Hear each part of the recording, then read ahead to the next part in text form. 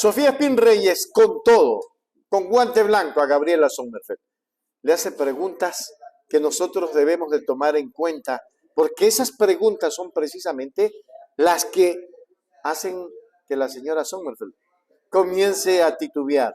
Vamos a ver, a México se lo respeta. Y no es que defendamos a México, no es que estemos a favor o en contra, pero lo que hicieron, como dijo Sofía, va en contra de lo legal.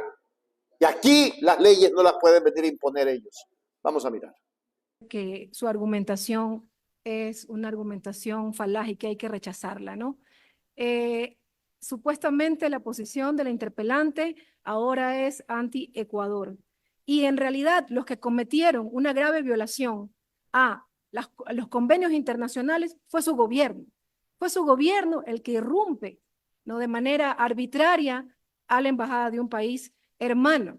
Yo quisiera, por favor, si el señor secretario puede leer el artículo 482, numeral 4 del COIP, porque no solamente es que se vulneran los convenios de Viena, de Caracas, sino que también se vulnera la Constitución de la República y las leyes ecuatorianas, como el artículo 482, por favor, numeral 4, si lo podemos proyectar, ojalá lo podamos proyectar, y resulta que el argumento es que ahora todo el que cuestiona la decisión que tomó su gobierno tomó esa decisión y no le importó el bochorno internacional que nos hicieron pasar. 29 países condenan a Ecuador, 29 países progresistas, pero también países de derecha, la Unión Europea, la OEA, Estados Unidos, Canadá, España, 29 países y organizaciones de agrupaciones de países también nos condenan. Son ustedes los que no tomaron en cuenta lo que eso iba a significar. Son ustedes los que no quieren al país. Son ustedes los que tienen empresas en paraísos fiscales, señora canciller. Discúlpeme, no puedo aceptar su argumento y que ese sea todo su argumento. Ah, es que ustedes están en contra de la tricolor. Por favor, ¿ustedes por qué no les importa esto? 6 migrantes ecuatorianos, entre ellos una niña de 3 años secuestrados en México. ¿Esto no les importó cuando tomaron esa decisión de invadir a un país? Sea México, México tiene sus abogados, ellos se van a defender solos, pero esto no les importó, no les importó todo el bochorno internacional que nos hicieron pasar a los ecuatorianos y que va a continuar, porque el proceso en la Corte Internacional de Justicia continúa. El conflicto entre Ecuador y México. Asambleísta Espín, ya está listo el artículo. Sí, por favor. Damos lectura según lo solicitado. Código Orgánico Integral Penal, artículo 482, numeral 4. Sí. Artículo 482, procedimiento del allanamiento. El allanamiento deberá realizarse de conformidad con las siguientes reglas. Numeral 4. Para allanar una misión diplomática o consular o la residencia de los miembros de las respectivas misiones, la o el juzgador se dirigirá con copia del proceso a la entidad encargada de las políticas de relaciones exteriores, solicitando la práctica de la diligencia. En caso de negativa del agente diplomático o consular, el allanamiento no podrá realizarse. En todo caso, se acogerá a lo dispuesto en las convenciones internacionales vigentes en la República del Ecuador sobre la materia. Hasta ahí la lectura solicitada. Mi pregunta va a ser, efectivamente, si se acercaron al agente diplomático o consular para decirle que su embajada iba a ser allanada. Esa va a ser mi pregunta. Pero antes de esto, termino mi reflexión. Miren todos estos titulares del país. El conflicto entre Ecuador y México sume en la incertidumbre a miles de ecuatorianos que cruzan Estados Unidos. Ecuatorianos asesinados. Y usted nos quiere convencer de que ahora los servicios consulares a los migrantes son mucho mejores. O sea, creo que le quiere tomar el pelo al pueblo ecuatoriano y eso no lo podemos permitir, las cosas como son.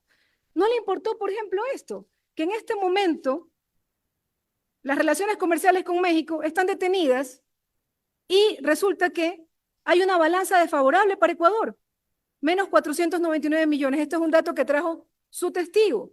¿Quién está trabajando para mejorar esta balanza comercial? Porque a veces no les importa tanto a los ciudadanos ecuatorianos, no les importa tanto a nuestros migrantes, que gente del pueblo, no de clases económicas populares, quizás este lenguaje sí lo entienden. Menos 499 millones de dólares es la balanza desfavorable para Ecuador.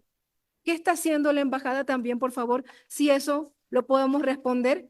¿Cuántos meses tienen las relaciones con México paradas y esta balanza comercial desfavorable para el país cuando somos un país dolarizado continúan? Esa también es una pregunta. Entonces, ¿a quién es que no ama la patria? ¿Quién no ama la patria? Los que toman una decisión política, como lo hizo el presidente Noboa y como lo confesó en el New Yorker, diciendo que si no se tomaba, lo voy a leer literalmente, si Jorge Glass hubiera escapado, habríamos perdido el referéndum porque nos hubiera hecho parecer débiles. Hay que aceptar que fue una decisión política. Y entonces ahí viene la pregunta para usted. Si usted tenía que cumplir la Constitución dice que en el campo diplomático, artículo 416, las relaciones del Ecuador con la comunidad internacional responderán a los intereses del pueblo ecuatoriano, no al de un gobierno, a los intereses del pueblo ecuatoriano, a que las relaciones comerciales sean sanas y una balanza comercial similar al menos, a nuestros migrantes, no a un gobierno, señora canciller. ¿Qué más dice el artículo 416? Al que rendirán cuentas sus responsables y ejecutores y en consecuencia proclama la independencia e igualdad jurídica de los estados, la convivencia pacífica. ¿Se les olvidó esa parte en su gestión? Que inmediatamente unas declaraciones del presidente Andrés Manuel López Obrador y ya declararon persona no grata a la embajadora. Inmediatamente, ¿qué pasó con su gestión como canciller, cabeza del cuerpo diplomático? ¿No habían pasos intermedios o fue una excusa para entrar y secuestrar a un asilado político que obviamente tiene connotaciones políticas porque luego venía un proceso electoral? Luego, México toma la decisión efectivamente de darle asilo, y aquí me gustaría, por favor, le mandé, señor secretario, señora presidenta, le mandé este documento, que es el documento de asilo que ha dicho la señora ministra o canciller, que no existe, ha dicho, que no existe, que no tiene asilo el vicepresidente Jorge Glass, y sí lo tiene. Por favor, si lo pueden proyectar o se lo pueden enviar, y si también se lo pueden repartir si no les ha llegado. Decide el gobierno de México otorgar asilo e inmediatamente invaden la embajada. Y el argumento es que las declaraciones del presidente Andrés Manuel López Obrador estaban interfiriendo en los temas internos del país. Y cuando el presidente Noboa se refiere a Petro, al presidente de El Salvador, al presidente de Argentina, imagínense si esas cancillerías o esos países actuaran como actúa el Ecuador. Ya nos hubieran invadido todas nuestras embajadas.